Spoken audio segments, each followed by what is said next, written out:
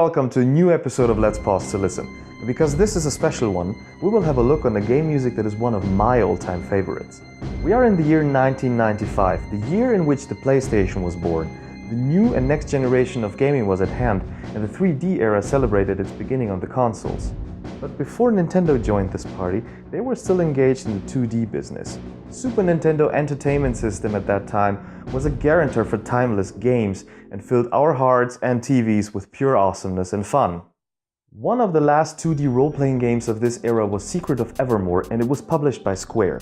This company was cool enough to give a completely unknown composer the chance to write and produce the entire soundtrack of the game after listening to his demo tape that he had sent them before. And he really didn't disappoint them. For those who don't know or have trouble to remember the plot of the game, let me help you guys. It is a story about a young cinema enthusiast and his loyal little dog in the year 1995. After they've discovered some machinery of a failed experiment from 1965 in an abandoned villa in the city of Podunk, they get beamed into another world called Evermore. Unknowing of their new whereabouts and desperate for a way back home, they experience a huge wild adventure through multiple different time periods in which the dog changes his appearance. In each period they meet somebody from back home. Funny enough, all of them had attended the failed experiment in the 60s and were therefore in the same situation. Although they kind of accepted their fate and started a new life in the new world, they begin to see a chance of actually returning back to Podunk through the efforts of a young man and his dog. All they have to do is to find the way back to the professor who conducted the experiment, and he too was beamed to Evermore. Whilst browsing through the internet trying to find some videos or articles regarding the soundtrack of Evermore, I didn't find much, but what I found was not very positive, not at all. Some say that the soundtrack was boring or that it even lacked of memorable themes and melodies, and I'm like, what? Jeremy Soule's idea of music for games was to be more dramatic. That doesn't mean that the whole soundtrack should be super sad and loud and tragic, etc. No, it means that it should only be applied where it is needed with the intensity that is best suited for a certain scene or place in order to improve or support a given scenario.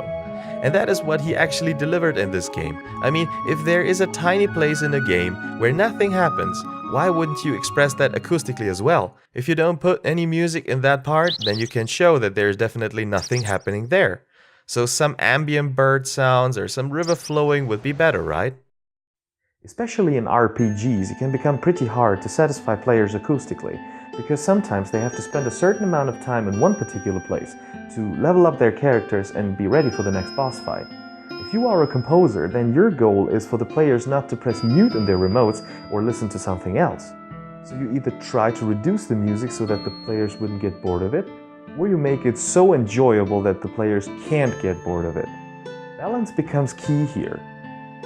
Lots of reviewers criticize the numerous usage of ambient sounds combined with or even without music, which is hard to comprehend given the difficulties I just mentioned. The game starts in the prehistoric era. Not a lot of people running around in this not so much developed world, but a whole lot of wildlife is going on. So it doesn't make much sense to play a lot of music. It would not be appropriate to use string or guitar music, but rather some percussion-based instruments like a lesser developed village would possibly have. While on a quest you will get lots of soundtrack that is more ambient-based than melodic, which actually helps you emerge into the game easier. It is not like in Super Mario where the music is rambling on next to the game, but it is far more braided into it. And it gives you also a little acoustic break from time to time. For example, you can enjoy and discover the market in quiet ambient background before it gets serious again. What Soule does here is support the atmosphere of the game right from the start up to the end. The music is even providing one more important service to the game. It keeps it serious.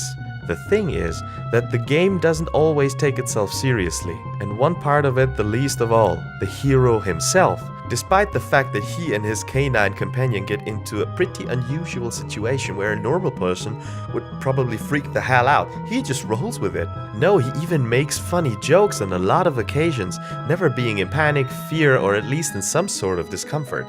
He would normally be in a rush to get back home and desperately searching for a way there, but there is no urgency at all.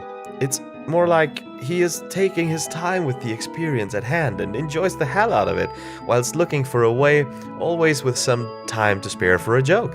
And the game does the same. The best example is the dog. He changes his appearance 4 times and it gets more and more ridiculous each time he changes. First he is some sort of wolf, then a greyhound, then a poodle. And if that isn't funny enough, he transforms into a toaster dog with wheels and a mighty laser gun that is coming out of the slot where you normally put the bread in. That toast would be done in a fraction of a second. Because this never gets explained and other weird stuff keeps happening in the game itself could be easily taken as a joke. Here we come to the part that actually prevents this and it made me fall in love with the music. Albeit its massive usage of ambient sounds, the soundtrack is still rich and full of musical pieces that have memorable melodies and interesting backgrounds. And the most important aspect, it takes itself seriously. It helps to show that the world of Evermore is no joke. Its beauty is diverse, its dangers are fatal, and its story is sometimes tragic. And as for the melodies, you don't hear these types of melodies a lot. They are bursting with creativity, unique in their sounding and style, and all in all simply beautiful and memorable. Let me give you a few examples that are masterpieces in my ears.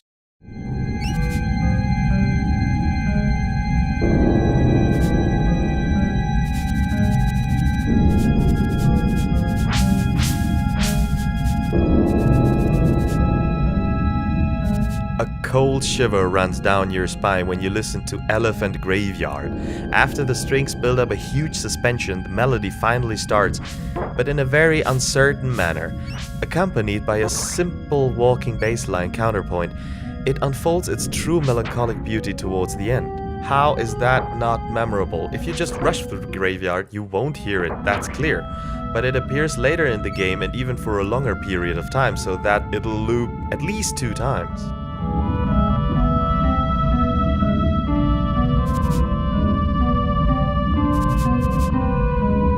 The list of beautiful music continues when you finally manage to reach the excavation site in the antique period, where you meet the archaeologist who also gives the name to the next music piece, Horace.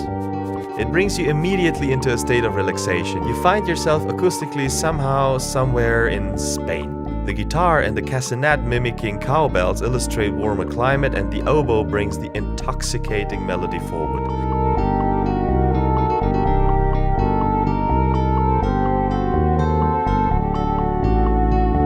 This slow flamenco sound presents the maybe most beautiful piece of the entire game.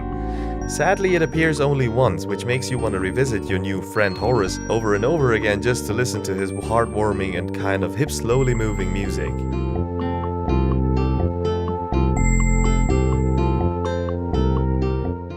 From now on, we get into levels where the soundtrack does not only contain ambient sounds, but is full of gorgeous music. After Horace tells you what needs to be done, you face 2 quests, Colossia and the Pyramid. In the Pyramid, where ancient Egypt is clearly the theme, the music adapts perfectly to the scene and changes into Middle Eastern scales.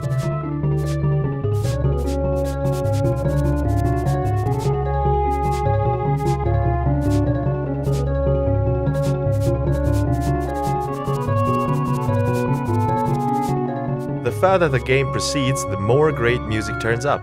When you reach Gothika, you are non-stop exposed to unforgettable melodies. Just take some time to listen to a few of these tracks. They are unbelievable. There are 2 main locations, Ivor Tower and Ebon Keep. These places contain the most of the brilliant pieces. I cannot help but to ask if the other reviewers had some sort of hearing disability when they listened to this.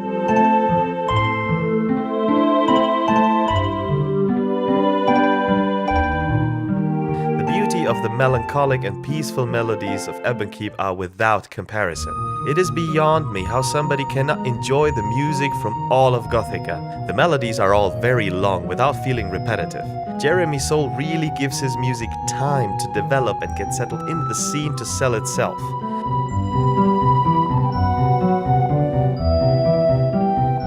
There is a slight chance that you've missed a wonderful track called Puppet Show, and that's completely the game's fault, not yours, because it's timed badly. You can hear it right after defeating the puppets of the evil Queen Blue Garden imposter, but the scene progresses already a quarter of a minute later and the track stops, which is sad because this one is really worth hearing. Soule combines melancholy and tragedy into this melody, which is accompanied by anxious harp arpeggios.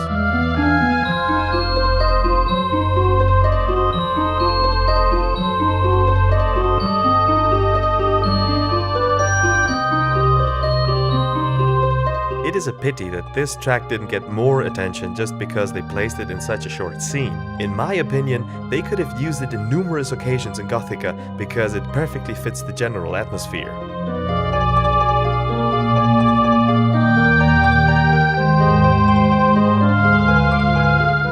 I could go on and on about each and every track from this game, but this video has to end sometimes and I wanted to give you a little summary. Frankly, I don't have a clue how somebody could not like this music or accuse it to lack of memorable melodies, because it simply doesn't.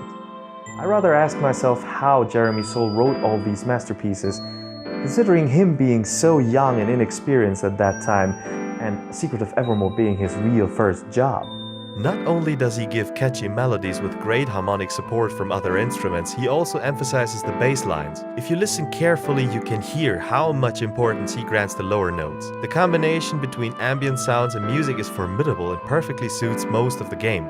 Although a few tracks are used multiple times, it never gets repetitive. All pieces feel as they are all in their rightful place. And while Square was thinking of jokes to make in the game, Soule wasn't trying to be funny. He was concentrating on making some serious video game music.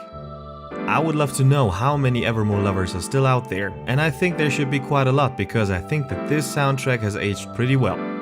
Do you agree with my review or not? Let me know what is your favorite track and why while I work on my next reviews. Until that time, thank you for listening.